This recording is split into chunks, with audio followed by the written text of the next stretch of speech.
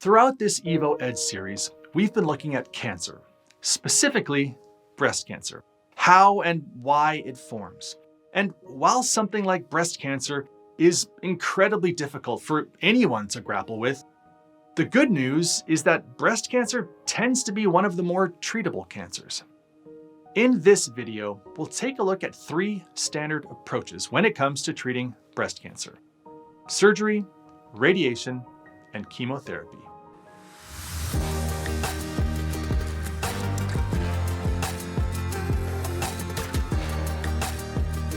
All right, so we're looking at the 3 ways that cancers can be treated. We're looking at surgery, radiation, and chemotherapy.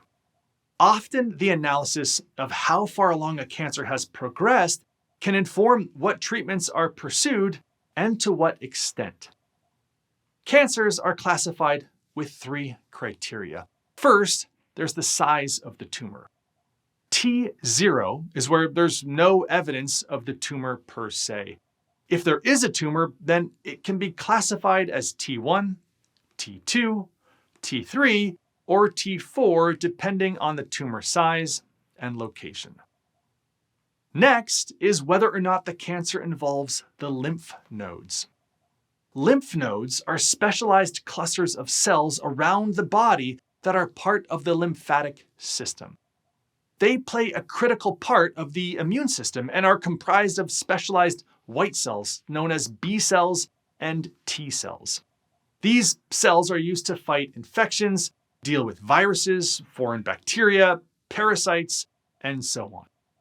A classification of N0 is where there's no evidence that the cancer has spread to the lymph nodes, and then N1 through N3 is used to classify increasing levels of lymph node infection. The final level of classification is whether or not the cancer has metastasized or spread to other organs in the body other than the lymph nodes. M0 is where the cancer has not metastasized, and M1 is where the cancer has metastasized. All of these metrics combine to give an overall cancer score from stage 0, which is a small local cancer that's typically easily treated, all the way through stage 4, which is an aggressive cancer that has the potential to become terminal. All right, let's look at cancer treatments. The most straightforward treatment in some ways is surgery. This is where the cancerous growth or tumor is cut out and removed. Often this involves cutting out and removing seemingly healthy tissue around the tumor. Remember though, you need to remove all of the mutant cells. If any mutant cancerous cells are left behind, then the tumor could simply regrow. For breast cancer, there are cases where a mastectomy or even a double mastectomy may be used. That's where the breast tissue is removed in its entirety. Surgery is typically used in combination with radiation and chemotherapy. So let's look at radiation.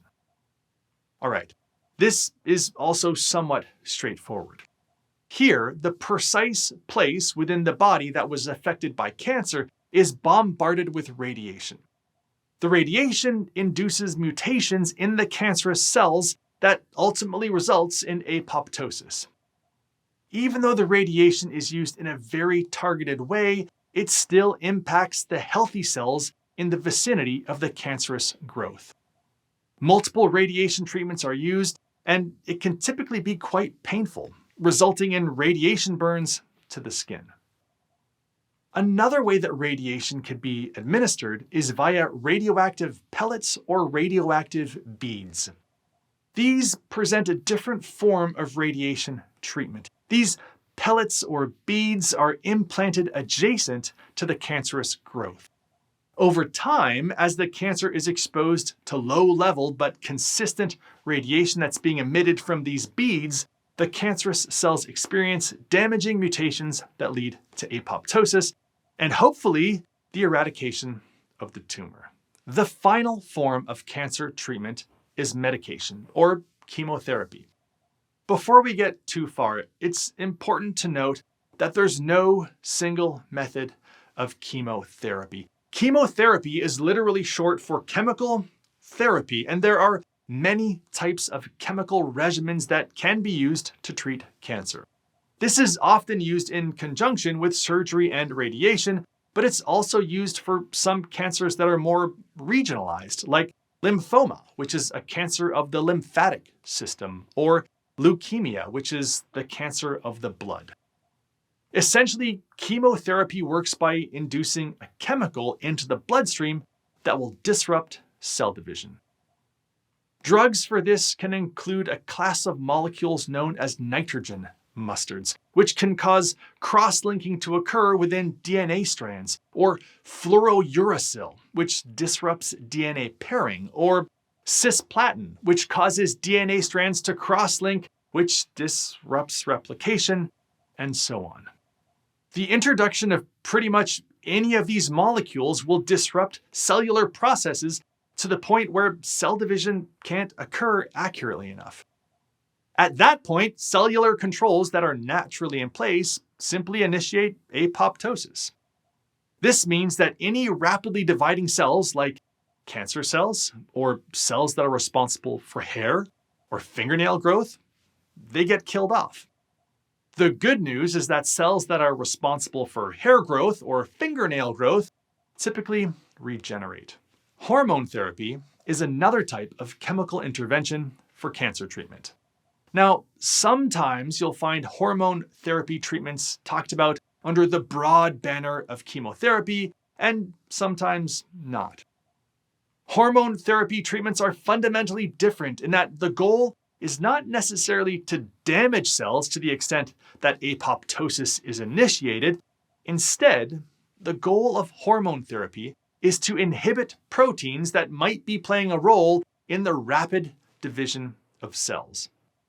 When it comes to breast cancer, a hormone therapy treatment drug like tamoxifen is often used. Tamoxifen will bind to the estrogen receptor ESR1. Typically, when estrogen binds to ESR1, it kicks off a series of events that helps to stimulate cell division. But when tamoxifen binds to the receptor is unable to really signal for anything, and it slows down the growth of any cancerous tumors. In the next video, we'll explore the question of why some cancers come back after treatment and why a recurring cancer might be more aggressive than the original tumor. We'll also look at something called adaptive therapy and why it might provide a novel way forward to manage some cancerous tumors. Be sure to check out the other videos in our breast cancer series or navigate over to www.evo-ed.org for teaching and learning materials, as well as other helpful resources. That's all for now. I'll see you next time.